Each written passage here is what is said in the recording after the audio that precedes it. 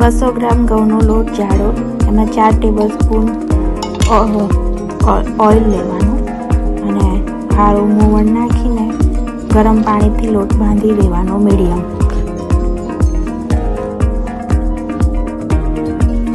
લોટ બાંધી લીધા પછી મીડિયમ સાઇઝના મુઠિયા વાળી લેવા.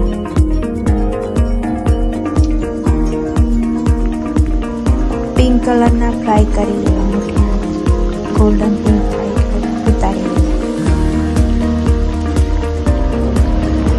હવે પિંક કલરના ગોલ્ડન બ્રાઉન થઈ ગયા છે તો આપણે મુઠિયાને બહાર કાઢી લઈશું અને થોડી વાર માટે ઠંડા થવા દઈશું.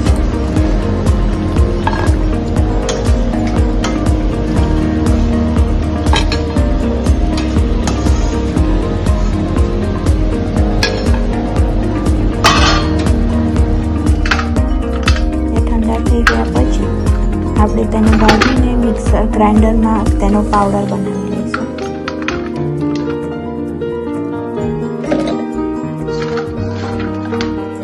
પાવડર થઈ જાય ત્યારે આપણે તેને એક ચાળણીમાં લઈને ચાળી કાઢીશું. એ ગઠ્ઠા હશે એક સાઈડમાં કાઢી લઈશું.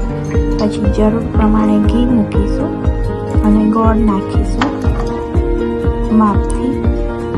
અને ત્યાર પછી જ્યારે ગોળ ઘીમાં ઓગળી જાય એટલે લો ફ્લેમ પર ગોળને ઓગળવા દઈશું. ઘીમાં ઓગળી ગયા પછી આપણે તેની અંદર ચૂરમાનો પાવડર મૂકી દઈશું.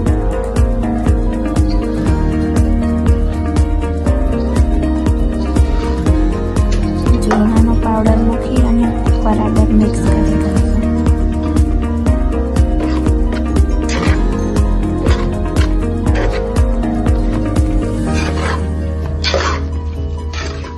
હવે બરાબર મિક્સ થઈ ગયું છે.